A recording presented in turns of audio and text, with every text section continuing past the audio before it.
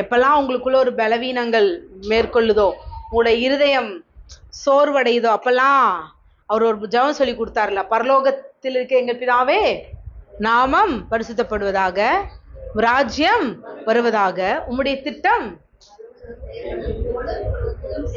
நீங்க எப்பெல்லாம் சோகமா இருக்கீங்களோ, பரலோகத்துல அங்க துக்கம் இல்ல, மகிழ்ச்சி இல்லைன்னு போது எப்படி துக்கமா இருப்பீங்க இங்க? அப்ப நான் அங்க எப்படி இருக்கிறேன், அது போலதான் இந்த பூமியில் வாழும்படிக்கு நான் அழைக்கப்பட்டிருக்கேன் அப்படின்னு சொல்லி நீங்க உங்களை என்ன பண்ணலாம், நீங்க மாற்றும் பொழுது, ஏன்னா நீங்க யாருக்குள்ளதான் இருக்கீங்க, அங்க மூவருக்குள்ளதான் நம்ம எப்பவுமே என்ன பண்ணிட்டு இருக்கோம், ஜம்முன்னு அவர் கைகள்ல ஒரு நல்ல சமத்து குட்டிகளாக, குழந்தைகளாக தான் நம்ம இருக்கோம்.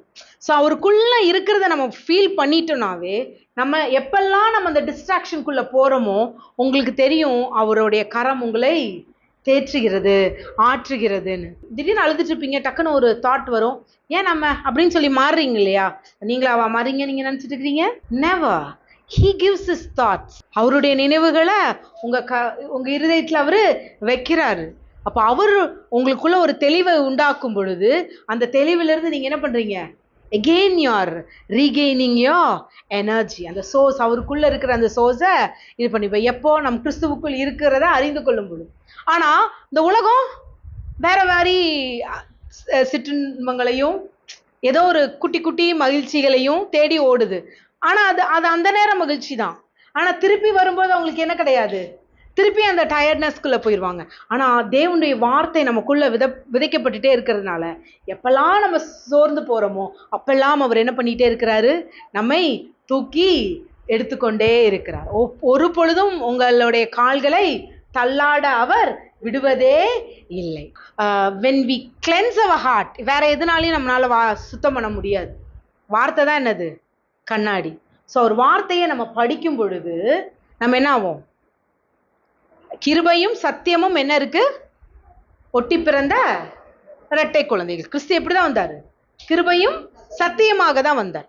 சில இடத்துங்கள்ல கிருபையை பிடிச்சுக்கிறாங்க, சத்தியத்தை விட்டுறாங்க. சில இடத்துல சத்தியம்ன்றாங்க, எதை விட்டுறாங்க, கிருபையை விட்டுறாங்க. ஆனா நாம் இரண்டையும் இணைத்து செல்வதுதான் அந்த கிறிஸ்துவ வாழ்வின் ஒரு நோக்கமாக இருக்கு. ஸோ இன்னைக்கு நான் உங்ககிட்ட விரும்புறது, இந்த ஐ திங்க் 30 days நம்ம புதிய ஏற்பாட்டை மட்டும் என்ன பண்ண போறோம், படிக்க போறோம். கவலைப்படாதீங்க எத்தனை படிக்கணும்னு, ஒன்றும் இல்லை, ஒரு 8 அதிகாரம் தான். விரும்பினீர்களா 10 அதிகாரம் நீங்க படிச்சிட்டிங்கன்னா தினமும் ஒரு 10 verses ஆவியானவரோட துணை கொண்டு அதுல உங்களை பாருங்க. நான் எப்படி சும்மா பைபிள்னா அதோ கதை மாதிரி படிக்க சொல்லலை, அதற்குள் ஆவியானவர் உங்களை எங்க அழைச்சிட்டு போறாரோ அதுதான் உங்களுக்கு அடுத்த வருடத்திற்கான கீ. ஸோ நிதானமாய் அமர்ந்து அந்த 10 அதிகாரங்களை வாசிங்க. வாசிச்சு அதுல நீங்க எங்க இருக்கீங்க, ஆவியானவர் உங்களை எங்க அழைச்சிட்டு போறாருன்றத நீங்க அங்க ரீட் பண்ணுங்க, அதை எழுதுங்க, அதை நீங்க என்ன பண்ணுங்க, புசியுங்கள். அதை அடுத்த வருடம் நன்றி அறிதலோட எடுத்துட்டு போங்கன்னு சொல்லி நான் உங்களை அழைக்கிறேன். அவர் நம்ம கூட டிராவல் பண்றாருங்க, அதை எப்பவுமே புரிஞ்சுக்கோங்க. அவர் என் கூட எப்பொழுதும் இருக்கிறார். நான் படுத்திருந்தாலும் தூங்கிட்டு இருந்தாலும், இன்னும் தெளிவா சொல்ல போனா, நீங்க கெட்ட வார்த்தை 2 வாரத்துக்கு முன்னாடி இப்போ பேசினேன், கெட்ட வார்த்தை ஒன்றும் உங்கள் வாயிலிருந்து வரலாகாது, இதெல்லாம் கெட்ட வார்த்தை. ஆனா நீங்க யோசிச்சு பாருங்க, whenever you talk நாயே, he is with you. whenever you say பேயே, he is with you. நானல்ல கிறிஸ்துவே என்னில் வாழ்கிறார் போது அவரும் உங்க கூட என்ன பண்ணிட்டு இருக்கிறாரு, சேர்ந்தான் சொல்லிட்டு இருக்கிறார்.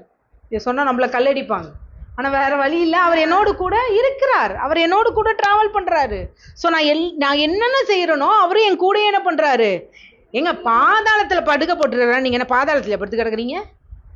இல்ல, அவ்வளவு கோரமா உங்க மண்டை யோசிச்சுட்டு இருந்தா கூட அந்த பாதாளத்துக்குரிய மரண வாசலுக்கு நேரம் உங்க தாட்ஸ் இருந்தா கூட அப்பவும் அவர் என்ன பண்றாராம், உங்க கூட தான் இருக்கிறார். ஸோ எதை குறித்தும் கலங்க வேண்டாம், கில்ட்டா எதையும் நீங்க ஃபீல் பண்ணிட வேணாம். கண்டிப்பா அதிலிருந்து தூக்கி எடுக்க உங்க கூட அவர் இருக்கிறார். யார் உங்களை கைவிட்டாலும் சரி, உங்க நேசர் உங்களோடு கூட இருக்கிறார் என்பதை ஒருபோதும் மறவாதே. ஜீவனை பேசுங்கன்னா வேற ஒன்றும் பேச வேணாம், நீங்க ரொம்ப நல்லா இருப்பீங்கன்னு சொல்லுங்க, அதுதான் ஜீவன். ஜீவன்னா என்னது? சொல்றதை தெரியலையா? பக்கத்துல பார்த்து என்ன பண்ணுங்க, நீங்க நல்லா இருப்பீங்க, ரொம்ப ரொம்ப நல்லா இருப்பீங்க. அதான் என்னது ஜீவன். அழகா இருக்கீங்க, மூக்கு முழியுமா இருக்கீங்க. இப்படி நம்ம மற்றவர்களை புகழ்வதே என்னதான், ஜீவனை பேசுறதுதான். அப்போ அப்படி பேசும் பொழுது அவர்கள் இருதயம் என்ன பண்ணும், துள்ளும். சொல்லப்போனா சில டைம்ல வெக்கமே படுவாங்க. அது நல்லது. ஸோ மற்றவங்களை நீங்க பூரி பார்க்குறீங்க. வசனம் சொல்லுது இல்லையா, உன் இருதயம் அதிசயப்பட்டு பூரிக்கும்னு. அப்ப நீங்க அந்த வார்த்தையை சொல்லும் பொழுது உங்களுக்கே தெரியாது, அவர்கள் இருதயம் அப்படியே பூ பூக்கும். நம்மளா அப்படி இருக்கவா அப்படின்ட்டு சொல்லுவோம். சில டைம் நம்ம நல்ல ட்ரெஸ் போட்டு வருவோம், நல்ல ட்ரெஸ் போட்டு வந்தாலும் பக்கத்தில் ஒருத்தவங்க நல்ல ட்ரெஸ் போட்டு வந்து ஓரக்கண்ணில் பார்ப்போம், இவங்க மட்டும் நல்லா போட்டிருப்பாங்க. ஆனா நம்ம போய் என்ன பண்ண மாட்டோம், ஏய் நல்லா இருக்குப்பா உங்களுக்கு ட்ரெஸ்ஸு நல்லா இருக்குன்னு சொல்ல மாட்டோம். இனிமேல் சொல்லி பாருங்களேன். ஒருத்தரை நம்ம என்னது புகழும் பொழுது அவர்களுக்குள்ள ஒரு ஒரு ஒரு கீயை நீங்க திறக்கிறீங்க. அந்த ஜாய் இஸ் த ஸ்ட்ரென்த்னு இருக்கு இல்லையா. So you will open their joy heart. அவங்களோட ஹார்ட்ல இருக்கிற அந்த ஜாயை நீங்க ஓப்பன் பண்ணுவீங்க. God will do a break. But அந்த பிரேக் த்ரூக்குள்ள ஹவு ஐ ஆம் ஃபிக்ஸ்ட், நான் இப்படி போறேன். ஒவ்வொரு டைமும் யூட்டர்ன் வந்துக்கிட்டே தான் இருக்கும். பாதைகளில் போகிறோம், நீங்கள் கொடைக்கானல் போகும்போது தெரியும், நேர்வழியாக என்னை நடத்தினீர்னு சொல்லி நேர்வழியாக போனால் என்ன பண்ணிடுவோம் இல்லையா. ஸோ தேர் இஸ் எப்படியுமே என்ன இருக்கு, ஒரு யூட்டர்ன்ஸ் இருக்கு. இந்த நாளில் நம்மளை ஆண்டவர் என்ன பண்ணுறாரு, ஒரு யூட்டர்ன் எடுக்கும்படிக்கு அழைக்கிறார். ஸோ நம்ம யூட்டர்ன் எடுக்கிறதுக்கு இன்னைக்கு நம்ம என்ன செய்ய வேணும்னா ஒன்றும் இல்லை, ஜஸ்ட் ஃபிக்ஸ் யோர் ஹார்ட். அவ்வளோ நீங்கள் செய்ய வேண்டியது, உங்கள் இருதயம் நல் மனம் பொருந்த அமருங்கள், அவர் சமூகத்தில் அமருங்கள். நன்றி அறிதல் எப்பொழுது, எல்லா மாதமும் இருக்கணும், ஒவ்வொரு மாதம் ஒவ்வொரு நேரமும். இன்னைக்கு நம்ம ஜான் ஜெபராஜுக்காக நம்ம பாடல் பாடும்போது நான் மகனை மனதார என்ன பண்ணேன், ஆசீர்வதிச்சேன். எல்லா விக்கனங்கள் நீங்கி நீ சுகமா இருப்பப்பா, நீ நல்லா இருப்ப. ஏன்னா ஒரு பாட்டு கூட தம்பி பாட்டு இல்லாம நம்ம பாடல, அத்தனை பாடல்களும் நமக்கு ஊழியம் செஞ்சுச்சு இப்போ. ஸோ அப்படி இருக்கும் பொழுது எப்படி தேவன் அந்த மகனை கைவிடுவார்? ஸோ யார் என்ன பேசினாலும் தேவனுடைய கரம் அவரோடு கூட இருக்குது, ஜான் ஜெபராஜோடு கூட இருக்கிறது. ஒரு பொழுதும் என் தம்பி வெக்கப்பட்டு போவது இல்லை. அவர் ஒரு பொழுதும் கலங்க வைக்காத தேவன். ஸோ இன்னைக்கு இல்லை, நம்ம ஆலயம் தொடங்கும் போது, நம்ம சர்ச் தொடங்கும் போதே நாங்கள் பாடின ஃபஸ்ட் பாட்டு எபினேசரே எபினேசர். அப்போல்லாம் எங்களுக்கு எபினேசர் பாடவே தெரியாது. அவள் தான் வந்த டைம் எபினேசரே பாட தெரியாது. பரவாயில்ல கூவோமே அப்படி என்ன பண்ணோம், கூவினோம். நானும் என் வீட்டான பாடுறவங்கெல்லாம் இன்னைக்கு ஜாயின் ஆயிட்டாங்க. இருந்தாலும் நாங்களும் சேர்ந்து சில பாடல்கள் பாடும். ஸோ அப்படி அந்த ஊழிய பாடல்கள் இன்று வரையும் நம்மோடு கூட ஒழிச்ச. நம்ம பிள்ளைங்க, சின்ன பிள்ளைங்களாம் ஆமேன் அல்லேலூயான்னு ஒரு சாங் இருக்குல்ல, அதெல்லாம் நமக்கு ஊழியம் செய்திருக்கிறது. ஸோ நம்ம நேரத்தில் தம்பி ஆசீர்வதிப்போம். கர்த்தர் ஒரு இன்னொரு ஜான் ஜெபராஜோட வாழ்க்கையில் இப்போ என்னது, ஒரு யூட்டர்ன். சில நேரத்தில் தேவையில்லாத கலையெல்லாம் தட்டி விடுவார். என்னது, பழையதே இப்படி இருந்தால் புதிய பலன் ஏமாத்திரம். ஸோ தேவன் மகனை ஆசீர்வதிப்பாராக இயேசு கிறிஸ்துவின் நாமத்தினால். ஸோ இன்னைக்கு ஐ want to tell you, we are going to travel into a breakthrough. So ஏன்னா புது வருஷம் 1ஆம் தேதி தான் நம்ம பிரேக் த்ரூக்குள்ளே போவோமா? கிடையவே கிடையாது. நாளைக்கே கூட போகலாம், நாளான்னைக்கு போகலாம். பட் இது என்னன்னா preparing art for that day, that's all. So நீங்கள் விரும்பினால் நாளைக்கு கூட போகலாம். நாளாக நியூ இயர்க்குள்ளே போய் 4 மாதங்கள் ஆயிட்டு. நீங்கள் என்னைக்கு கிறிஸ்மஸ் நினைக்கிறீங்களோ அன்றைக்கி தான் கிறிஸ்மஸ். இயேசு பிறந்தார் 25ஆம் தேதி தான் பிறந்தாரா? அப்படியெல்லாம் இல்லை.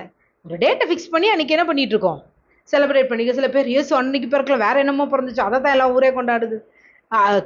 கிறிஸ்மஸ் ட்ரீ அதுக்கு அடையாளம், நட்சத்திரம் அதுக்கு அடையாளம். மாத பிறப்புகளையாவது நாட்களையாவது கர்த்தருக்கென்று விசேஷித்துக் கொள்ளுங்கள். ஸோ அன்னைக்கு நம்ம நம்புகிறோம் கிறிஸ்து பிறந்தார் என்று, அவ்வளோதான். செப்டம்பர் 20 தான் பிறந்தாரா வச்சுக்கலாம், வாங்க எல்லாரும் சேர்ந்து செப்டம்பர் 20 கொண்டாடுவோம். ஏன்னா கிறிஸ்துவினுடைய சாயலுக்குள்ள தான் நீங்கள் பிறந்திருக்கிறீங்க. ஹனுக்கா சொல்லுங்களேன். தேவனுடைய பண்டிகைகளுக்கும் ஒரு குழந்தை பிறப்புக்கும் என்ன இருக்கு? ஒரு சம்பந்தம் இருக்கு. அந்த சம்பந்தம் எப்படி கிறிஸ்துவோடு தொடர்பு பட்டிருக்கின்ற ஆவியானவரே எனக்கு வெளிப்படுத்துங்கன்னு கேட்டுக்கொண்டிருக்கேன். அர்ப்பணிப்பு இல்லாம நான் இனிமேல் அர்ப்பணிக்க போறேன், I am going to dedicate this, ஒன்றும் இல்லை. நீங்க ஏற்கனவே அர்ப்பணிக்கப்பட்டவர்கள். சங்கீதக்காரர் சொல்றான், நான் கர்த்தர் சார்பாகத்தான் விழுந்தேன், கர்த்தர் சார்பாக தான் நம்ம என்ன பண்றோம், பிறந்திருக்கோம். அப்ப நானும் நீங்களும் அவர் பிள்ளையாக எப்படி? கர்த்தரை போல வாழுவதற்காக நீங்கள் அர்ப்பணிக்கப்பட்டீர்களா, இல்லை கர்த்தராகவே வாழ அர்ப்பணிக்கப்பட்டிருக்கிறீர்களா? இதை புரிஞ்சுட்டோன்னா அதாகும். அப்ப நானல்ல, கிறிஸ்துவே என்னில் வாழ்கிறாருன்னா நீ யாராக வாழத்தான் அழைக்கப்பட்டிருக்கீங்க? கிறிஸ்துவாகவே வாழ, குமாரனாகவே வாழ, புத்திரனாகவே வாழ. பிள்ளை வளர்ந்து ஞானத்திலும் தயவிலும் மனுஷ தயவிலும் தேவ பக்தியிலும் என்ன பண்ணுச்சு? விருத்தி அடைந்துச்சான். அப்போ நீங்க when you are dedicated, நீங்க அந்த அர்ப்பணிப்புக்குள்ள இருந்துதான் பிறந்தீர்கள் என்று நீங்கள் அறியும் பொழுது நீங்கள் கிறிஸ்துவாகவே குமாரனாக இருப்பீங்க, கிறிஸ்துவாகவே உங்கள் பிள்ளை புத்திரனாக வரும், கிறிஸ்துவாகவே நீங்கள் தகப்பனாக மாறுவீர்கள். So you are all dedicated. எல்லாரும் அந்த ஹனுக்காக்குள்ள இருந்து தான் என்ன பண்ணோம்? பிறந்து வந்தோம். ஆமென். சரி, இப்போ நான் அந்த பிரேக் த்ரூக்குள்ள இன்னைக்கு போகணும். அப்போ என்ன பண்ணணும்? ஒண்ணுமே பண்ண வேணாம், உங்கள் இருதயம் தேவனோடு இணைக்கப்படணும், அவ்வளவுதான். ஏற்கனவே இணைஞ்சிருக்கிறா எல்லா காவலோடு அவர் உங்க இருதயத்தை காத்திருக்காரு. ஆனா சில டைம் நம்ம என்ன பண்ணிட்டே இருக்கோம்? கொஞ்சம் அப்பப்போ என்ன பண்ணிக்கிட்டே இருக்கோம்? வேவரிங் மைண்ட்ல போயிட்டு அப்போ இழுத்து கொண்டு வந்து வச்சுக்கிட்டே தான் இருக்கார். ஆனா நான் இந்த நாள் என்ன சொல்றேன், இப்போ ஒரு ரேஸ்க்கு ரெடி ஆகுறோம், ரன்னிங் ரேஸ்க்கு ஒரு குழந்தை என்ன பண்ணுது? ரேஸ்க்கு ரெடி ஆகுது. ஆனால் நான் அந்த குழந்தை பக்கத்தில் ஜங்க் ஃபுட்ஸு மற்ற காரியங்கள்லாம் வச்சுருக்காங்க அப்படின்னா அந்த குழந்தைக்கு இல்லை I want to win the ரேஸ்னால் அந்த குழந்தை எதை நோக்கி தான் போகும்? Focus on to reach the goal. Shuttlecock விளையாடும்போது கம்ப்ளீட்டாக 3 இயர்ஸோ என்னமோ வின் பண்ணிட்டு வந்து கோல்டு மெடலெல்லாம் வாங்கிட்டு, ஐ திங்க் கோல்டா சில்வரான்னு எனக்கு சரியா தெரியல, பட் அது பெரிய ஒரு ஏஷியன் ஏதோ கேம்ஸ் தான். ஸோ அந்த மாதிரி ஜெயிச்சுட்டு வரும்போது அவங்ககிட்ட கேட்கும்போது எப்படி நீங்கள் ஜெயிச்சிங்க அப்படின்போது அவர் சொன்னால், ஐ டிடன்ட் சாக்லேட்ஸ், எனக்கு சாக்லேட்னா ரொம்ப பிடிக்கும், எனக்கு சாக்லேட் சாப்பிடல, என்னோட கையில் செல் கிடையாது, ஃபோன் கிடையாது, எந்த கான்டாக்டும் இல்லை, whatever my coach says நான் அதை என்ன பண்ணேன்?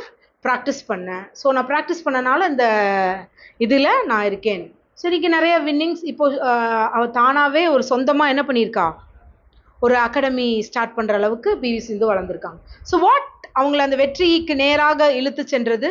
த focus, fixing their heart towards what they want to reach. அவங்க எங்கே போய் சேரும் இடம் எது என்று நிர்ணயித்து அதை நோக்கி பயணித்தார்கள். நமக்கு அவங்களுக்கு அது ரொம்ப என்ன சொல்கிறது, அதை விட்டு இதை விட்டு போகிறது அவங்களுக்கு கஷ்டமாக இருக்கும். ஆனால் நான் உங்களுக்கு சொல்கிறேன், தேவன் வைத்திருக்கிற பாதை ரொம்ப எளிது. ஒன்றே ஒன்று புரிஞ்சுக்கணும், நாம் அவருக்குள்ளே தான் இருக்கோம், அவர் சொல்கிறத மாத்திரம் செஞ்சால் போதும். அதான் சொன்னார், போன வாரம் பேசின மாதிரி தான், ஆண்டவர் நன்மை தீமை கனியத்தான் புசிக்காதேன்னு சொன்னார், ஜீவவிருத்தின் கனியை புசிக்க வேணான்னு சொல்லவே இல்லை. அப்போது ஜீவ விருட்சத்தின் கனியை புசிக்கலான்னு தெரிஞ்சுக்கிட்டா போதும். நாம் எதை புசிக்க வேண்டும்னு அவர் சொல்கிறத மட்டும் புசிச்சுட்டே போனோன்னா நம் நேராக போவார். ஏன்னா ஆலோசனை சொல்லுகிறவர் நம் கூடையே இருக்கிறார். ஆமென்.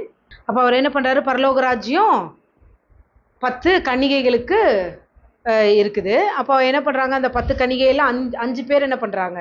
புத்தி உள்ளவர்கள், 5 பேர் புத்தி இல்லாதவர்கள். ஏன் அப்படி சொல்கிறாங்க? 2 பேர்த்துக்கிட்ட என்ன இருக்குது?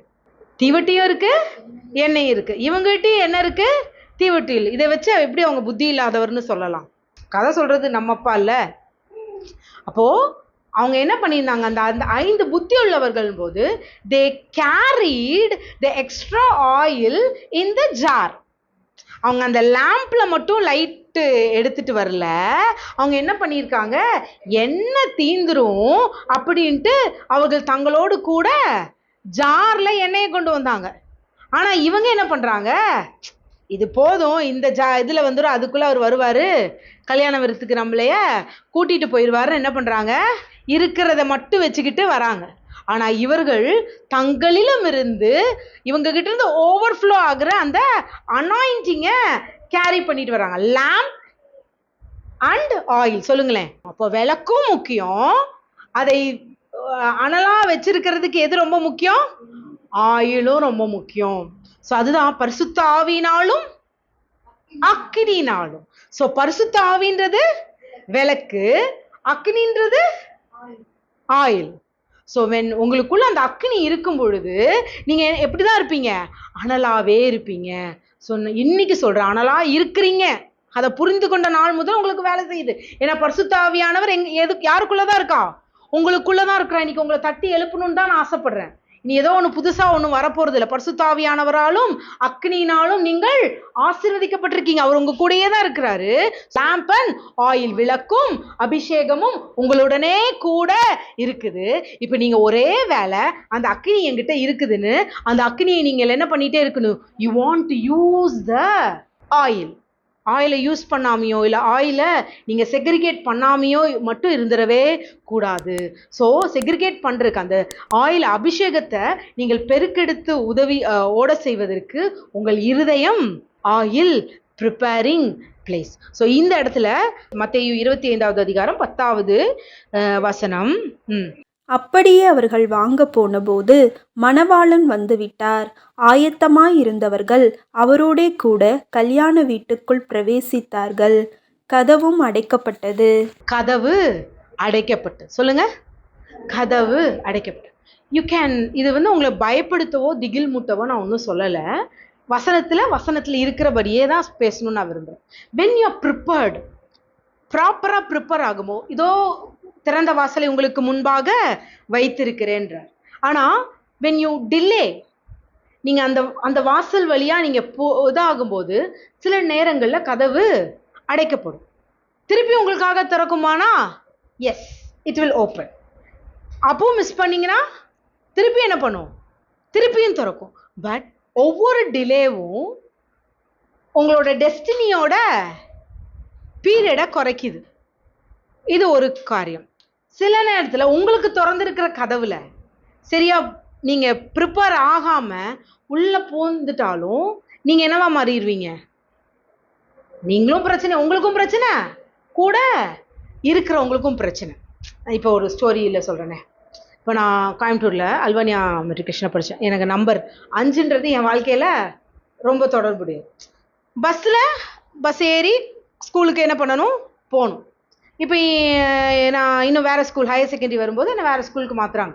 ஸோ எனக்கு அந்த 5ஆம் நம்பர் பஸ்ஸை விட்டால் என்ன கிடையாது? ரூட்டு கிடையாது. அதுலேயே 5C 5D சம்திங் வரும். அது ரயில்வே ஸ்டேஷன் வழியாக திரும்பிடும். ஒன்று தான் நான் என்னோடய ஸ்கூலுக்கு நேராக போகும். அப்போ காலையில் நான் கிளம்பி அந்த பஸ்ஸில் என்ன பண்ணணும்? பஸ்ஸு ஏறணும். 5ஆம் நம்பர் பஸ் ஏறி காலையில் 7:30 மணிக்கு அங்கே நான் ரீச் ஆகணும். இப்போ நான் 7:10க்கு பஸ்ஸை விட்டுட்டேன்னா நான் என்ன பண்ண முடியாது? 8:30க்கு அந்த கோலை நான் ரீச் பண்ண முடியாது. So it is door close ஆயிரும். இப்போ நான் வேற ஒரு பஸ்ல நான் ஏறுறேன். அதே பஸ் தான், அதே ரூட்ல போற பஸ் தான். ஆனா அது வேற எங்க போகுது? வேற வழியா போகுது. இப்போ நான் அந்த பஸ்ல ஏறிட்டு எப்படியா அவன் ஸ்கூல்ல கொண்டு போய் அவங்க விட்டுருவாங்கன்னு சொல்லிட்டு நான் அந்த பஸ்க்குள்ள ஏறிட்டு வேற ரூட்ல போற பஸ்ல இது ஏன் பஸ்ன்னு நினைச்சு நான் இவ்வளோ ஏறிட்டேன்னா அது வேற ரூட்ல போகும்போது நான் என்ன பண்ணுவேன்? ஐயோ இது எங்க ரூட் இல்லைங்க, இதே நாங்கள் ரயில்வே ஸ்டேஷன் வழியா போகுது, நான் போஸ்ட் ஆஃபீஸ் போகணும், இது என்ன இங்கே போயிட்டு இருக்கு. நான் என்ன பண்ணுவேன்? அந்த பஸ்ஸுக்குள்ள கூச்சல் குழப்பமாயி நான் என்னையும் பிரச்சனை பண்ணிட்டு அங்க சுற்றி இருக்கவங்களையும் பிரச்சனைக்குள் ஆக்குவேன். சொல்ல வருது புரியுதோ? அதாவது when a door is open for you, நீங்க உங்க இருதயம் ப்ரிப்பேர் ஆயிருந்துச்சுன்னா கரெக்டா அந்த டோருக்குள்ள என்ன பண்ணிடுவீங்க? You will enter. கரெக்டான டைம்ல அந்த கதவு சாத்தப்படுறதுக்கு முன்னாடி என்டர் ஆயிருவீங்க. எகெயின் உங்களுக்கு அந்த டோர் ஓப்பன் ஆகுமானா? கண்டிப்பா ஓப்பன் ஆகும். But you want to wait for that door to be open for you. பரலோகத்துல ஓப்பன் டோர்ஸ் இருக்குதான். ஆனா அந்த open doors it is not எப்பவுமே திறந்திருப்பது இல்லை. உங்களுக்காக அவர் திறந்துதான் வச்சிருக்கிறாரு. ஆனா உங்க டெஸ்டினிக்குள்ள போகிறதுக்கு it will take a time. ஆனா அவர் சத்தத்தை கேட்டு நீங்க உள்ள போயிட்டீங்கன்னா அதற்குரிய நேரத்துல சரியா போயிடலாம். மோசே கரெக்டா போனாரா? இல்ல, they missed them. ஸோ அவர் எப்போ அழைச்சாருன்னு உங்களுக்கு தெரியுமா? அழைச்சிட்டாரு. ஆனால் 40 இயர்ஸ்ல அவர் ஓடி வந்தார் இல்லையா? அப்பவே இருந்துச்சு. ஆனா இவர் அங்க பார்த்துக்கிட்டே இருந்தாரே ஒழிய அந்த டைம் எடுத்துச்சு. நான் இப்படி ஆகுமா அப்படி ஆகுமோன்னு. பட் டைம் எடுத்துச்சு. ஆனா மீட்டெடுத்து கொண்டு வந்தாரா? கொண்டு வந்தார். ஆனா அவர் கானான் தேசத்துக்குள்ள போக முடிஞ்சுச்சா? போக முடியல. இப்படி நான் நிறைய எக்ஸாம்பிள்ஸ் உங்களுக்கு பைபிள் இருந்து சொல்லலாம். So when the door open, நீங்க என்டர் ஆயிருங்க. கதவு திறக்கும் பொழுது என்ன ஆயிருங்க? என்டர் ஆயிருங்க. ஸோ எப்படி என்டர் ஆகுது? அவரோடு நல்மனம் பொருந்தி இருப்பது, அவருடைய இதய துடிப்பை கேட்பது. யோவான் அவருடைய மார்புல சாய்ந்து கொண்டிருந்தார். ஸோ அவருடைய எல்லா இதுவும் என்னாச்சு? கடைசி வரையும் தெரிஞ்சிச்சு. எல்லாரும் செதறி போகும்போது என்ன ஆயிடுறாரு? யோவானும் போயிட்டாருன்னா போயிட்டாரு தான். ஆனா சிலுவையில் இருக்கும்போது அவர் வந்துட்டாருங்க. அந்த நேரத்துல என்ன ஆயிட்டாரு? செதறிட்டாரு. அண்ட் அகெயின் பேக் என்ன பண்ணிட்டாரு? வந்துட்டாரு. அப்ப யாருமே இல்லையே இருக்கும்போது அவர் யோவானை பாக்குறாரு. இதோ உன் தாய் அப்படின்னு சொல்லி தன் தாய ஒப்பு கொடுக்குறாங்க. நியாயப்பிரமாணத்தின் நிறைவேறுதல் அந்த ஒரு சீஷனால அன்று நிறைவேறுது. எப்படி? தன் தகப்பனுடைய இருதயத்தின் துடிப்பை அறிந்தவராய். இன்னைக்கும் அவர் ஏங்கி கொண்டிருக்கிறார். நீங்க எல்லாரும், நம்ம எல்லாரும் அவருக்கு பிள்ளைகள் தான். ஆனா அவருடைய இருதயத்தின் துடிப்பை உணரணும்னு தான் அவர் விரும்புறார். வேற எதுவுமே அவருக்கு தேவையில்லை. அவர் உங்களை முகமுகமா ரசித்து கொண்டிருக்கிறார், உங்களை பார்த்து கொண்டிருக்கிறார். இன்னைக்கு நம்ம துதிச்சு ஆராதிக்கிறது அவர் என்ன பண்றாரு? அவ்வளவு மனமகிழ்ச்சியா உங்க கூட சேர்ந்து பாடி ஆடிட்டு இருந்தார். அவர் இந்த இடத்துல எப்படி உலாவினாருன்றத நம்ம கண்கள் பார்க்காட்டியும் சில நேரங்களில் யூ வில் ஃபீல் இட். அதுதான் உண்மை. அதனாலதான் அதற்குள்ள கடந்து வந்துருங்க. உங்க மைண்டை வேற எங்கேயும், ஏன்னா நம்ம டிஸ்ட்ராக்ட் ஆயிட்டோம்னு வச்சுக்கோங்களேன், நீங்க you will miss it. Again ஒரு சான்ஸ் இந்த நாள் கிடைக்குமானா கிடைக்கும். But you want to wait for that. உங்களுக்கு என்ன தேவையோ அந்த இடத்துக்குள்ள போய் உங்களுக்காக என்ன பண்ணியிருக்கிறாரு? உங்கள் இருதயத்தை ப்ரிப்பேர் பண்ணியிருக்கிறார். நான் சொல்ல வந்த ப்ரிப்பரேஷனுக்கு முன்னாடியே அவர் உங்க இருதயத்தெல்லாம் என்ன பண்ணிட்டாரு? ப்ரிப்பேர் பண்ணிட்டாரு.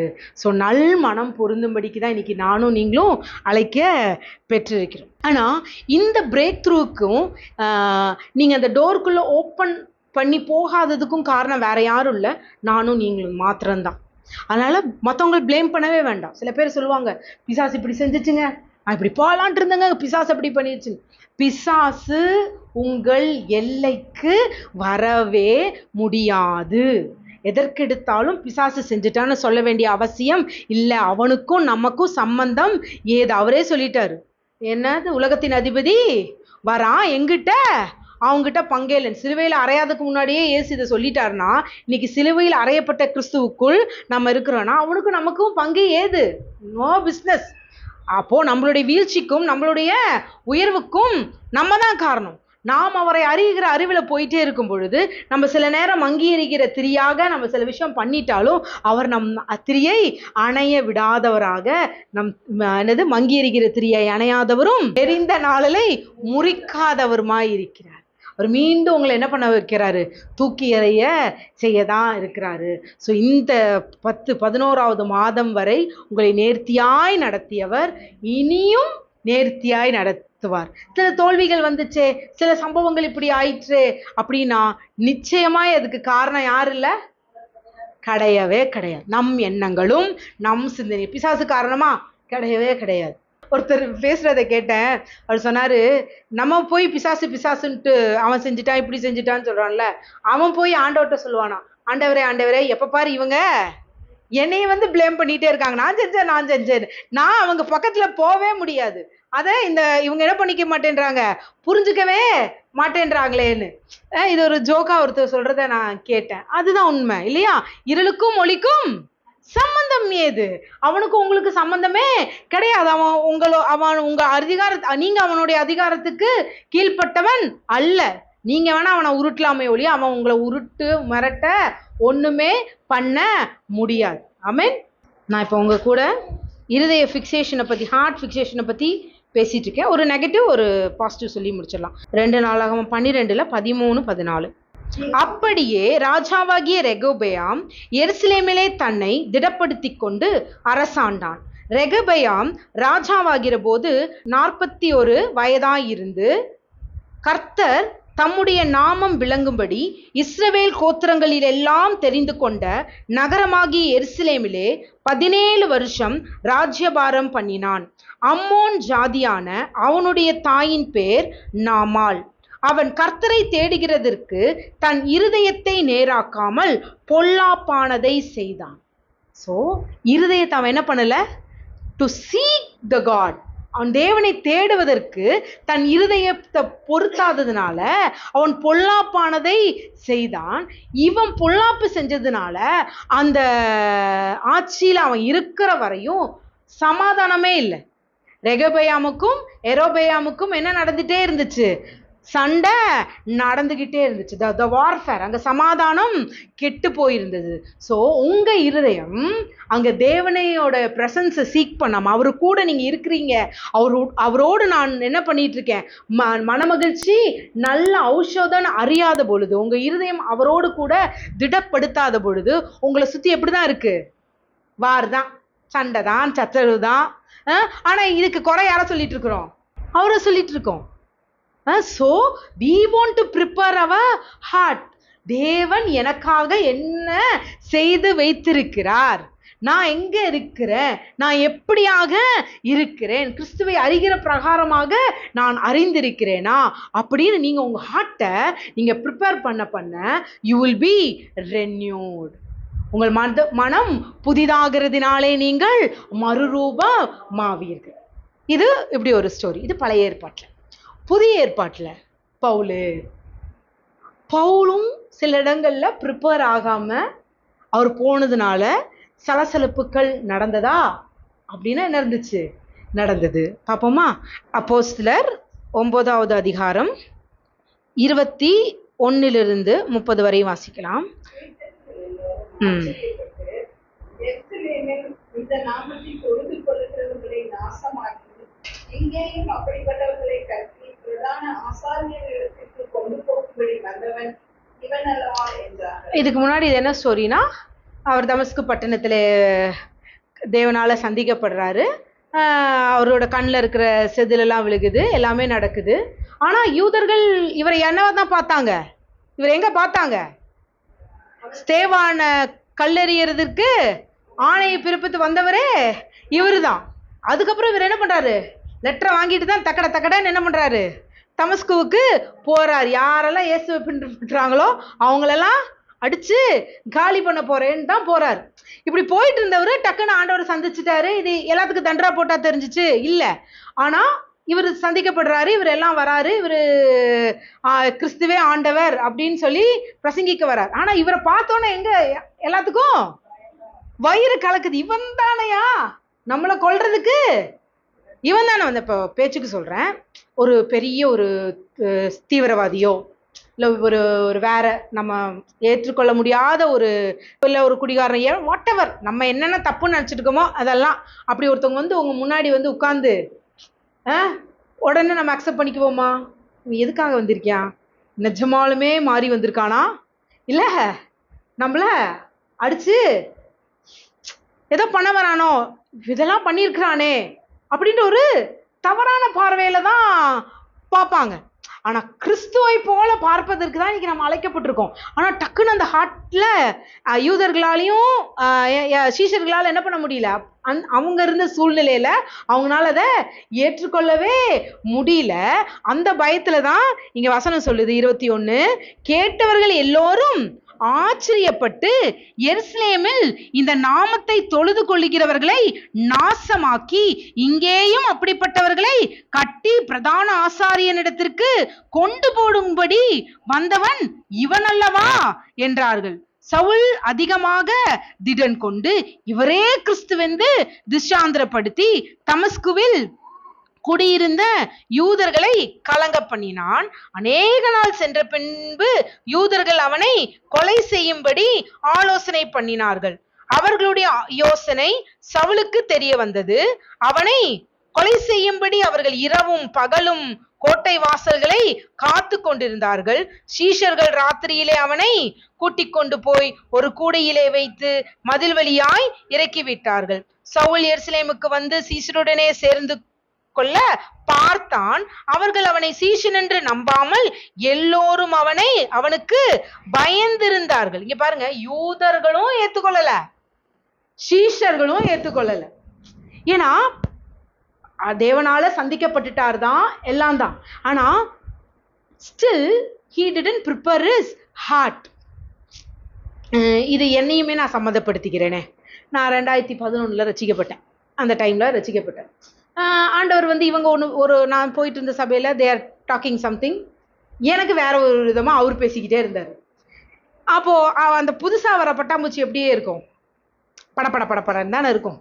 அப்ப எனக்கு நடந்தது எல்லாத்தையும் போய் சில விஷயங்கள் சொல்லும் பொழுது ஆரம்பத்தில் என்ன பண்ணிட்டாங்க, இவள் வேறே ஆவியுடையவள், காலேபின் அவ, எனக்கு காலேபுன்னு ஒரு கேரக்டர் இருக்குன்றது சொல்லி கொடுத்ததே அந்த சபையில். அவங்களாம் என்னை பிளஸ் பண்ணும்போது தான், இப்படி ஒரு கேரக்டர் காலேபுன்னு யோசுவான்னு ஒன்று பைபிளில் இருக்கான்னு எனக்கு தெரியும். அதுக்கப்புறம் தான் அந்த கேரக்டரே நான் படிக்க ஆரம்பித்தேன்.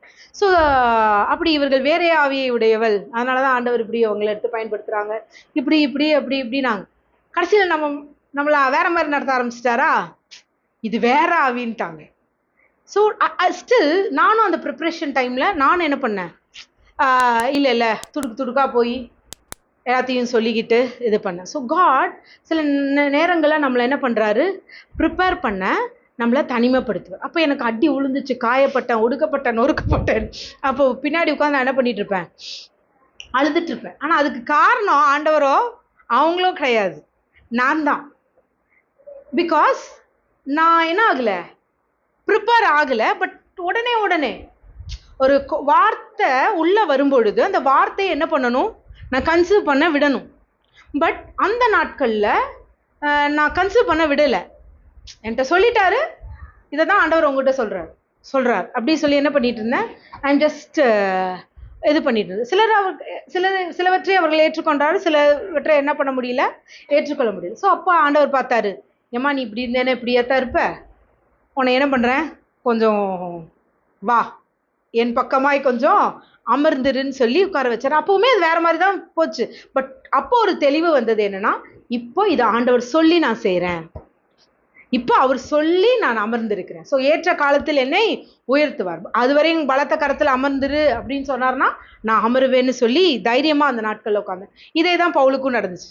பவுலுக்கு அது வேற மாதிரி நடந்துச்சு, என்னோட கொஞ்சம் ரிலேட் பண்ணிக்கிறேன். ஸோ பவுல் என்ன பண்ணுறாரு, யூதர்கிட்டையும் கொல்ல இது பண்ணுறாங்க. இப்போ யூதர்களுக்கு இவங்க கொல்ல தேடுறாங்களா, சீஷர்களுக்கு இப்போ என்ன கடமையாக போச்சு, பிரசங்கிக்கணும். ஆனால் அங்கே போய் மக்களுக்கு தேவனுடைய வார்த்தையை சொல்வதற்கு பதிலாக இந்த பவுலை ப்ரொடெக்ட் பண்ணுறதே இவங்களுக்கு ஒரு பெரிய பாடாக இருந்துச்சு.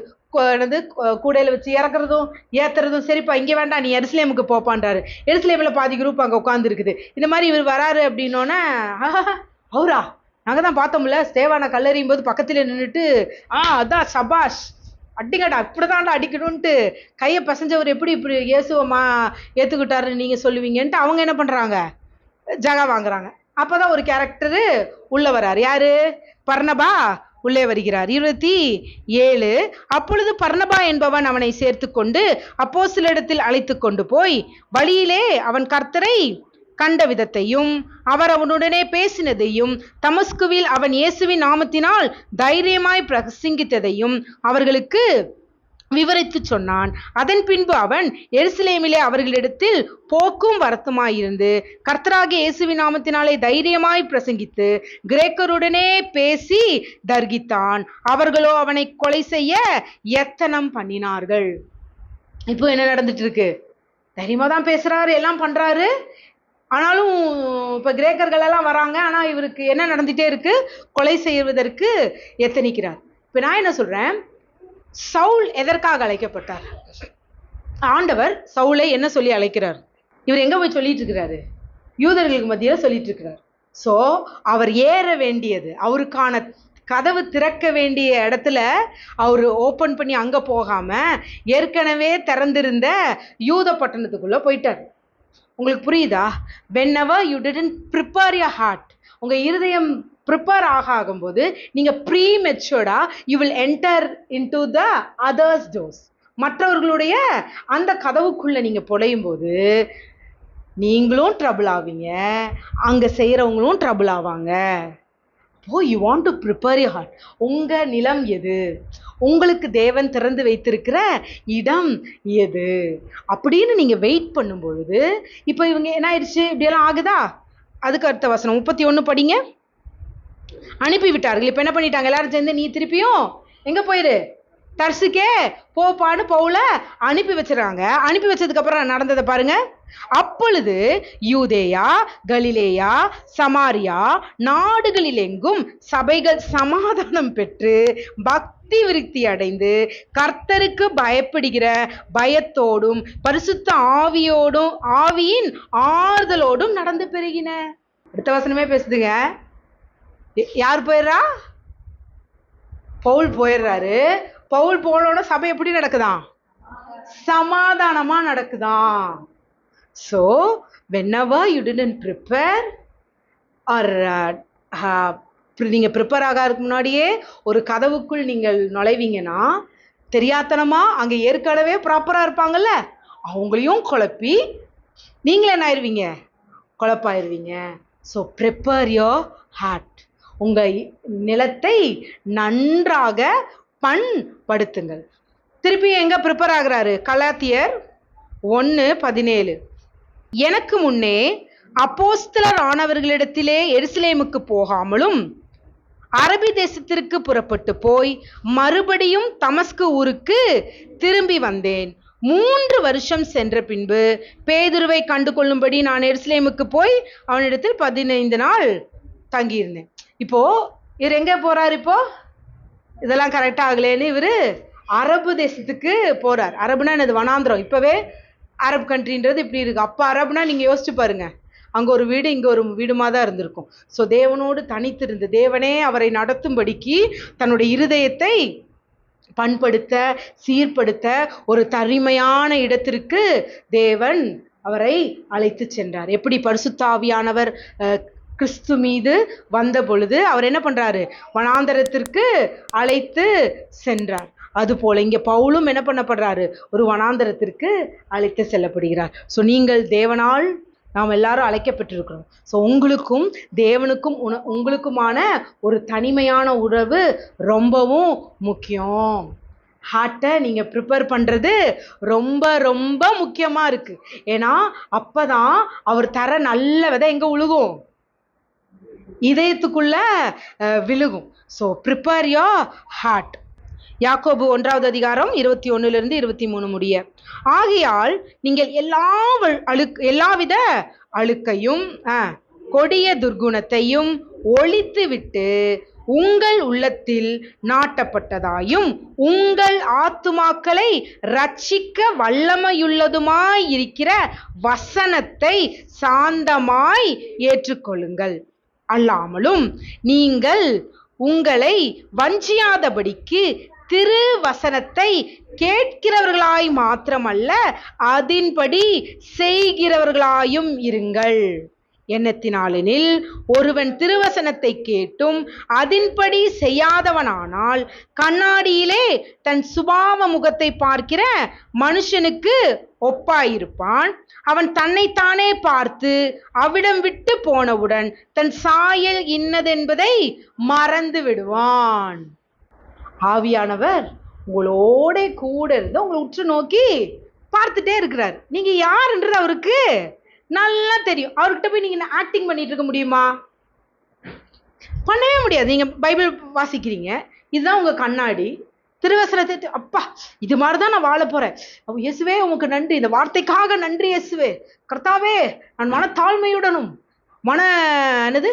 அமைதியுடனும் வாழவே நீங்க அழைச்சிருக்கீங்கப்பா. இன்று நீங்க இந்த கொடுத்த வார்த்தைக்காக நன்றி இயேசு நாமத்தில் பிதாவேன்னு சொல்லிட்டு என்ன ப்ரேயர் பண்ணியிருக்கீங்க? மன தாழ்மை, மன அமைதி. எடுத்தப்பல வராங்க சீட்டு கேட்டு, பஸ்ஸில் போகிறீங்க.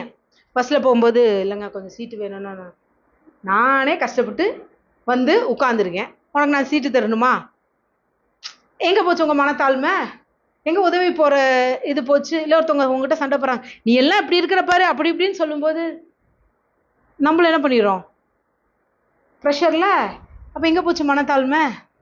ஸோ ஜெபிப்பது, வசனத்தை வாசிக்கிறதுன்றது படிக்கும்போது தெரியுது தான், இந்த சாயில தான் உருவாக்கப்பட்டேன்னு தெரியுது. ஆனால் அங்கிட்டு போனோம் போனா என்ன ஆயிடுது? நாம் எதுல உருவாக்கப்பட்டிருக்கிறோம் என்பதை மறந்து போயிடுறோம். ஸோ மறந்து போவதற்கு காரணம் என்ன? கேட்கிறவர்களாய் மாத்திரமல்ல, அதன்படி செய்கிறவர்களாகவும் அழைக்கப்பட்டிருக்கிறோம். அப்போ உங்க இருதயத்துல அந்த வார்த்தையை நீங்க போகாத வரையும் நீங்க யாருதான்? அந்த விதை எங்க தான் விதைக்கப்பட்டிருக்கும்? வழியருக விதைக்கப்பட்டிருக்கும், பாறையில விதைக்கப்பட்டிருது, வேற இன்னொரு இடம் முள்ளுக்கு நடுவுல விதைக்கப்பட்டிருக்கு. நல்ல நிலத்துல விதைக்கப்பட்டிருந்தா தான் அது எத்தனை கனி கொடுக்குமா? 100 மடங்கு, 30, 60, 1000 மடங்கும் கொடுக்க இன்று நம்மால் கூடும். ஸோ கேட்கிறவர்களாக மாத்திரமல்ல, என்ன பண்ணணுமா? செய்கிறவர்களாக. ஸோ மனத்தாழ்மை என்ன? ஆராய்ங்க. அதுல நீங்க இருக்கீங்களா? அந்த வார்த்தைக்குள்ள நான் இருக்கிறேனா இல்லையா? Yes daddy. உங்க இருதயத்துடைய எல்லா ஆழங்களையும் யார் அறிஞ்சிருக்கிறாரு? அவர் இருக்கிறாருல்ல. அவர்கிட்ட நீங்க நடிக்க முடியுமா? ஆனா உங்க ஹார்ட்டுக்குள்ள ஒரு ஓரம் இருக்கும் தெரியுமா? நீங்க யாருன்றது உங்களுக்கு மட்டும்தான் தெரியும். நான் இப்ப நின்று பேசிட்டு இருக்கேன், கோவம் வருமா? எஸ், என்னுடைய டார்க் ஏரியா எனக்கு தெரியும். அன்லஸ் உங்களுக்கு அந்த டார்க் ஏரியாவை அவர்கிட்ட நீங்க ஓப்பன் பண்ணும்போது he will heal you surely. மெய்யாகவே மெய்யாகவே அவர் அந்த பாதாளத்திற்குள் இறங்கி அந்த பாதாளத்தில் இருக்கிற எல்லா அசட்டையும் நீக்கி போட அவர் வல்லவராக இருக்கிறார். ஒண்ணு நீங்க இடம் கொடுக்கணும். அன்லஸ் நீங்க இடம் கொடுக்காத வரையும் அவர் வாசல்ல இருந்து என்ன பண்றாரு? கதவு. ஏன்னா he is a genuine God.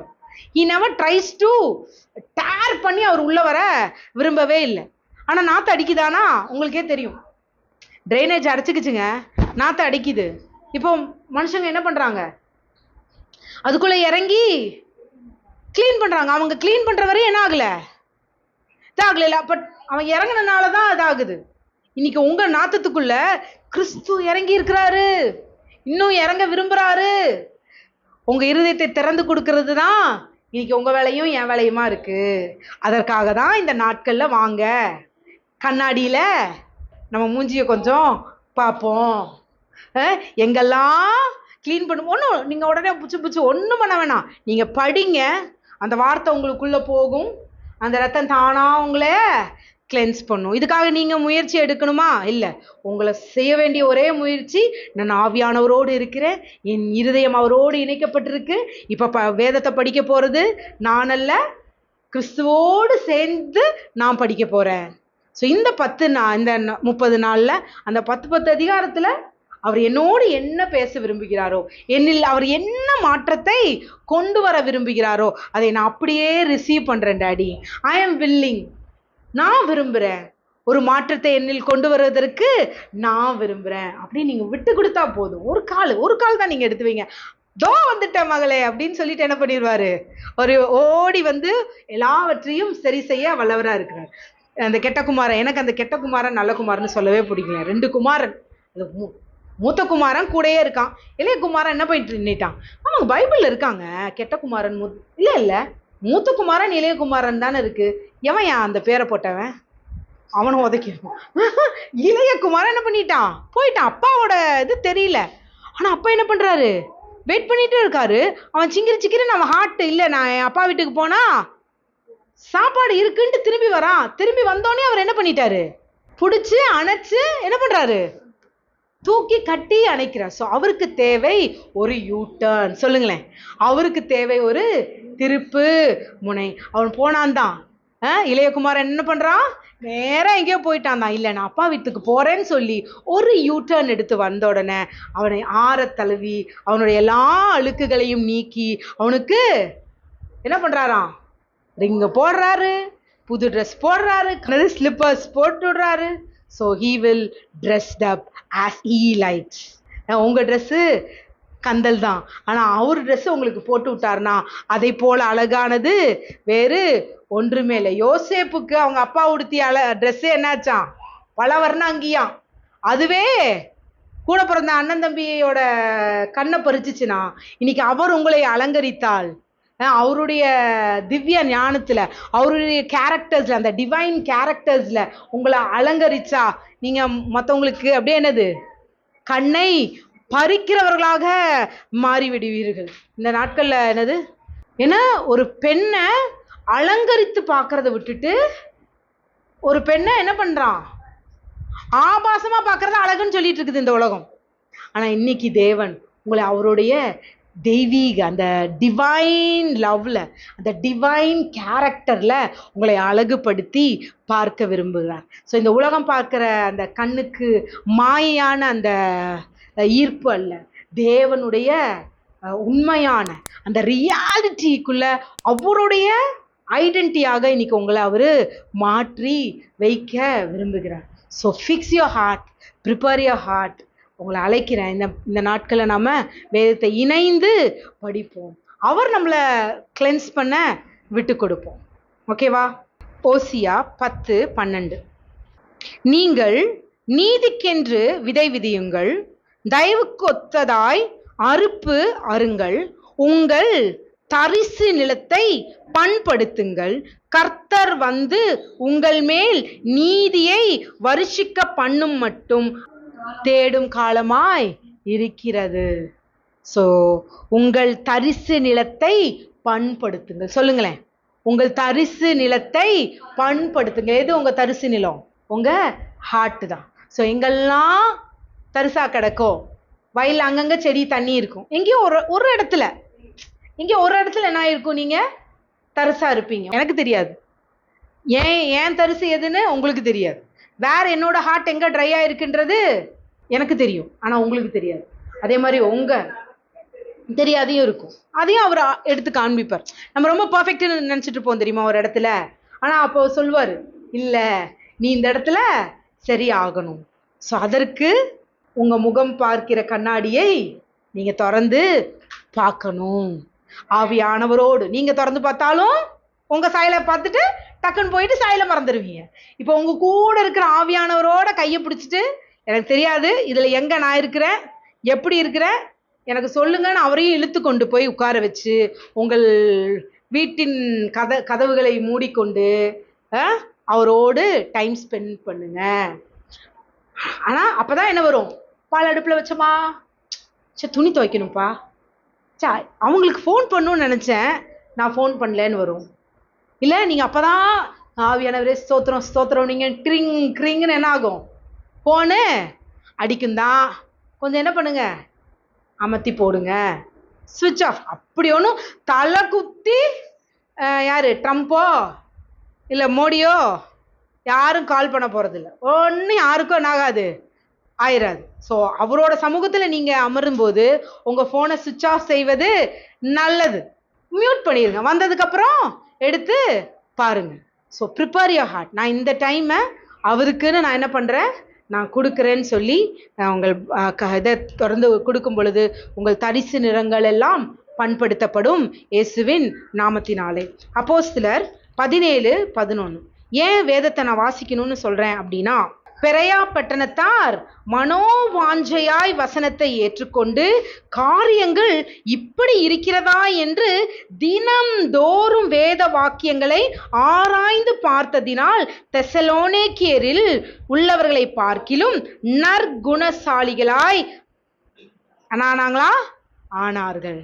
So இன்னைக்கு நீங்க மன வாஞ்சையாய் வேத வசனம் இப்படியா இருக்கிறதா என்று ஆராய்ந்து பார்க்கும் பொழுது மற்றவர்களை காட்டிலும் நீங்க என்ன ஆயிருவீங்க, நற்குணசாலிகளாக தான் மாறுவீங்க. இந்த டிவைன் கேரக்டர் உங்களிருந்து ஓவர்ஃப்ளோ ஆகும். உங்க ஹார்ட் தரிசு நிலமா இருந்துச்சுன்னா, வெதர் அது அந்த விதை வந்து என்னது வழியோரத்தில் இருந்துச்சுன்னா, you will transfer to a rocky area. ராக்ல இருந்து நீங்க எங்க போவீங்க, முள்ளிலிருந்து your heart will be renewed. நான் இது ப்ராஃபட்டிக்கலாகவே சொல்கிறேன், இந்த 30 daysல நம்ம இந்த நாட்கள் அமரும் பொழுது your heart will be renewed in name of Jesus. So உங்கள் இருதயம் பண்படுத்தப்பட்டிருக்கும். ஏன்னா நம்ம புதிய வருடத்திற்குள்ள, ஒரு புதிய கோல்குள்ள, ஒரு புதிய டைமென்ஷனுக்குள்ள போகிறோம். ஸோ அந்த டைமென்ஷனுக்குள்ள போகிறதுக்கு நம்மளோட ஹார்ட் அவருக்கு ரொம்ப முக்கியம். ஸோ உங்கள் ஹார்ட் எப்படி ஃபில் ஆகுதோ அந்த அளவுக்கு நம்ம என்ன கொடுப்போம், கனி கொடுப்போம். அதுதான் சொல்கிறேன், 100 மடங்கு, 30 மடங்கு, 60 மடங்கு. ஐ டிக்ளேர் ஃபார் 1000 மடங்கு. 1000 மடங்கு நம்ம என்ன பண்ணுவோம்? கனிகள் கொடுப்போம். நம்ம பாதை வறண்டு போகிற பாதையே அல்ல. நம் பாதை நீரூற்றான பாதை. விளக்கும் எண்ணெயும் எரிந்து கொண்டே இருக்கும். நம்ம மற்றவர்களுக்கும் வருகிறவர்களுக்கும் என்ன பண்ணுவோம்? எடுத்து கொடுப்போம். நம்ம அன்பை, நம்மளுடைய பாசத்தை, பிரியத்தை எடுத்து கொடுக்கிறவர்களாகத்தான் இந்த நாட்களில் நம்மளை தேவன் அழைத்து இருக்கிறார். 2 கொரிந்தியர் 10:4-5. எங்களுடைய போராயுதங்கள் மாம்சத்திற்கு ஏற்றவர்களாயிராமல் அரண்களை நிர்மூலமாக்குகிறதற்கு தேவ பலமுள்ளவைகளாய் இருக்கிறது. அவைகளால் நாங்கள் தர்க்கங்களையும் தேவனை அறிகிற அறிவுக்கு விரோதமாய் எழும்புகிற எல்லா மேட்டிமையையும் நிர்மூலமாக்கி எந்த எண்ணத்தையும் கிறிஸ்துவுக்கு கீழ்ப்படிய சிறைப்படுத்துகிறவர்களாய் இருக்கிறோம். ஆமென். உங்கள் எண்ணங்கள் எல்லாவற்றையும் கிறிஸ்து இயேசுவுக்குள் சிறைப்பட்டு இருப்பதாக. நான் 2 நாளைக்கு முன்னாடி ஒரு சிலந்தியை பார்த்தேன். நல்ல பெரிய சிலந்தி, வலை கட்டுது. வலையில் ஒரு பூச்சி என்ன பண்ணிருச்சு? மாட்டிருச்சு. அந்த பூச்சிக்கு நான் வந்து மாட்டணும்னு அது என்ன பண்ணுது? இன்னும் ஸ்ட்ராங்கா அதை கட்டுது. இது ஏதோ நம்மளை சுற்றி தான் என்னமோ பண்ணிட்டு இருக்குது நான் நினச்சிட்டு இருக்கு. ஆனால் கொஞ்ச நேரத்தில் பார்த்தா அதனால என்ன பண்ண முடியல? அசைய முடியல. அது ட்ரை பண்ணுது, போராடுது, அசைய முடியல. கொஞ்ச நேரத்தில் அது செயலிழந்து போகுது. மூச்சு நின்று போச்சு, பேச்சு நின்று போச்சு, உயிரும் போச்சு. இப்போ அது என்ன ஆயிடுச்சு? சிலந்திக்கு உணவா மாறிடுச்சு. இது அப்படியே பார்த்துட்டே இருந்தேன். நல்ல வேலை நம்ம இன்னைக்கு அப்படி ஒரு மாய வலைக்குள்ள சிக்கிக்கல. நம்ம கிறிஸ்துவின் அன்பின் வலைக்குள்ள மாட்டியிருக்கோம். அவருடைய அன்பின் வலைக்குள்ள நம்ம மாட்டினதுனால நம்ம மூச்சு நிற்காது. நம்ம நல்லா தாராளமா ஏராளமா மூச்சை விடுவோம். நமக்கு கண்ணு மங்கி போகாது, அதுக்கு அப்படியே அப்படியே ட்ரையாக இருக்கும். ஆனால் நமக்கு பாதை தெரியும். சிலந்திக்கு அங்கே என்னாச்சு? அது உணவாயிருச்சு. இன்னைக்கு நம்ம இயேசு நமக்கு உணவாயிட்டாரு. அவர் நமக்கு உணவா நம்ம புசிச்சதுனால நம்ம இப்போ ஜீவன் உள்ளவங்களா வந்துட்டோம். நம்ம அநேகருக்கு ஜீவனுள்ள அப்பமா மாறிட்டோம். ஸோ நீங்க எந்த வலையில இருக்கீங்க? சிலந்தி வலையிலையா, இல்ல அப்பாவோட அன்பின் வலையில இருக்கீங்களா? நீங்க அன்பின் வலையில இருப்பீர்களானால் நம்ம எல்லாரும் என்ன ஆயிடுவோம்? ஜீவனை அள்ளி தருகிற ஜீவ அப்பமாக தான் இன்னைக்கு இயேசு கிறிஸ்து நம்மை அழைத்து இருக்கிறார். ஸோ ஐ கால் உங்க எல்லாத்தையும் உங்க இருதயத்தை பண்படுத்த உங்களை நான் ரொம்ப வாஞ்சையாய் அழைக்கிறேன். ஸோ நாம் யாரும் சிலந்தி வேலைக்குள்ள இல்லை, அன்பின் வலைக்குள்ள தான் இருக்கிறோம். ஒரு சைக்காலஜி கிளாஸில் எல்லாம் உட்காந்துருக்காங்க. ஒரு அம்மாவை கூப்பிடுறாங்க. அப்போ அந்த அம்மாவை கூப்பிடும்போது உங்களுக்கு யாரெல்லாம் பிடிக்கும்போ ஒரு 30 பேர் என்ன பண்ணுங்க, எழுதுங்கன்னு சொல்கிறாங்க. சரி, நான் அந்த அம்மா எழுதிருச்சு. அதுக்கப்புறமா உங்களுக்கு இதில் யார் வேண்டாம், நெருக்கமாக வேண்டாம், இப்போ வேணும் பட் இத்தனை பேர் உங்கள் கூட ட்ராவல் பண்ண வேண்டாம்னா யாரெல்லாம் க்ராஸ் பண்ணுவீங்கன்னா, அப்போ அந்த அம்மா பக்கத்து வீடு, எய்த்து வீடு, இப்படியெல்லாம் அழிச்சிருச்சு. அதுக்கப்புறமா இன்னும் ஒரு 5 பேரை இது பண்ணுங்கன்னொன்னே மாமா பொண்ணு, அத்தை பொண்ணு, பெரியப்பா பொண்ணு, இப்படி எல்லாத்தையும் பண்ணிட்டாங்க. அதுக்கப்புறமா இல்லை நீங்கள் இன்னும் ஒரு 2 பேரை கட் பண்ணணுன்னா கூட பிறந்தவங்களையும் கட் பண்ணிட்டாங்க. இப்போ அந்த அம்மாவுக்கு ஒரே பையன், அப்பா அம்மா கணவர் இப்படி தான் இருக்காங்க, இவ்வளோ தான். இப்போ இது அழிச்சிட்டே இருக்கும்போது இப்போ தான் அவங்களுக்கு அந்த சீரியஸ்னஸ் புரியுது. இப்போ இதில் யார் முக்கியம்னு அந்த அம்மா சொல்லுவாங்க. அதனால் யாரும் முக்கியம் இல்லைன்னு அழிச்சிட்டாங்க. இதில் யார் உங்களுக்கு இன்னும் முக்கியம் இல்லையோ இவங்களை அழிங்க அப்படின்னு சொல்லும்போது ஹார்ட்டை ரொம்ப டைட்டாக வச்சுட்டு என்ன பண்ணிட்டாங்க, அப்பா அம்மா பேரையும் அழிச்சிட்டாங்க. அடுத்ததும் அவர் கேட்குறாரு, இப்போது அம்மா இருக்கிறது யார்? மகனும் கணவனும் தான். இப்போது உங்களுக்கு இதில் யார் ரொம்ப முக்கியம், யாரை நீங்கள் உங்கள் கூட ட்ராவல் பண்ண கூட்டிகிட்டு போவீங்க அப்படின்னு சொல்லும்பொழுது ஒரு மாதிரி ஆயிட்டு அந்த அம்மா கனத்திருத்தோடு அவங்க பையன் பேரை ஸ்லாஷ் பண்ணிவிட்டு போய் வந்து உட்காந்துட்டாங்க. சரி நீங்கள் போங்கன்னு சொல்லி இது பண்ணிட்டாங்க. அப்போ அவங்களுக்கு கேட்குறாங்களாம், ஏன் பையன் பேர் அழிச்சிங்க, கணவன் பேரை நீங்கள் அழிச்சிருக்கலாமே அப்படின்போது. அப்போ அவங்க சொன்னாங்களாம், மகனும் ஒரு சூழ்நிலையில் அவனை என்னை விட்டுட்டு போயிடுவான். அம்மா அப்பா ஏற்கனவே அவங்க போயிட்டாங்க, இல்லை, ஆனால் இப்போ என் கணவர் தான் இறுதி வரை என்னுடைய பயணத்தில் கூட வராரு. நான் விழுந்தாலும் நான் சந்தோஷப்பட்டாலும் எந்த சூழ்நிலையில் இருந்தாலும் என் கூட அவர் தான் இருக்கிறாரு. ஸோ அவர் தான் எனக்கு முக்கியம்னு நான் நினைக்கிறேன் அப்படின்னு சொல்லி அந்த கதை இப்படியாய் முடிகிறது. ஆனால் நான் உங்களை சொல்கிறேன், உங்களை விட்டு யார் போனாலும் சரி, உங்களோடு உங்கள் மணவாளன் கூடவே இருக்கிறார்.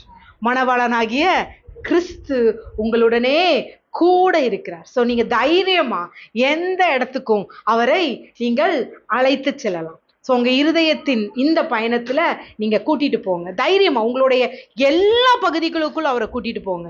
நீங்கள் செய்த யாருக்கும் தெரியாமல் நீங்கள் செஞ்ச ஒரு டார்க் ஏரியாவாக இருக்கலாம், இல்லை நீங்கள் உங்களை ரொம்ப அழகாக டாடி நான் இப்படியெல்லாம் இருந்தேன் தெரியுமான்னு அங்கேயும் உங்களை கூட்டிகிட்டு போய் காமிங்க. இந்த வசனம் உங்களோடு கூட இந்த நாளில் பேசுன்னு நான் உறுதியாய் நம்புகிறேன். நீர் கொடுத்த அற்புதமான வார்த்தைகளுக்காய் நாங்கள் நன்றி செலுத்துகிறோம். அல்லேலூயா, சோதரிக்கிறோம் தகப்பனே ராஜாவே. நீர் நேற்றும் இன்றும் என்றும் மாறாதவராய் இருப்பதற்காய் நாங்கள் நன்றி செலுத்துகிறோம் அப்பா. நீர் சொன்னதை செய்யும் அளவும் ஆண்டவரே, நீர் எங்களோடு தங்கி இருக்கிறீர் என்பதை நாங்கள் விசுவாசிக்கிறோம் அப்பா.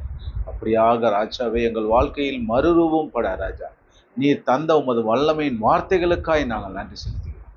இயேசுவின் மூலம் ஜெபிக்கிறோம் எங்கள் ஜீவனுள்ள நல்ல தகப்பனே. கர்த்தராகிய இயேசு கிறிஸ்துவின் கிருபையும் தேவனுடைய அன்பும் பரிசுத்த ஆவியின் அந்யோன்ய ஐக்கியமும் இன்றும் என்றும் சதா காலங்களிலும் நம் அனைவரோடும் தங்கி இருப்பதாக. ஆமென். என் ஆத்துமாவே கர்த்தரை ஸ்தோத்திரி, என் முழு உள்ளமே பரிசுத்த நாமத்தை ஸ்தோத்திரி. என் ஆத்துமாவே கர்த்தரையே ஸ்தோத்திரி, கர்த்தர் செய்த சகல உபகாரங்களையும் மறவாதே. ஆமென். God bless you all. இந்த செய்தி உங்களுக்கு ஆசீர்வாதமாக இருக்கும் என்று விசுவாசிக்கிறோம். மேலும் செய்திகளை காண நமது ஜீவவாசனை மினிஸ்ட்ரீஸ் சேனலை சப்ஸ்கிரைப் செய்யவும். தொடர்புக்கு 8661683644. வாட்ஸ்அப் தொடர்புக்கு 9843612371. கர்த்தர் உங்களை ஆசீர்வதிப்பாராக.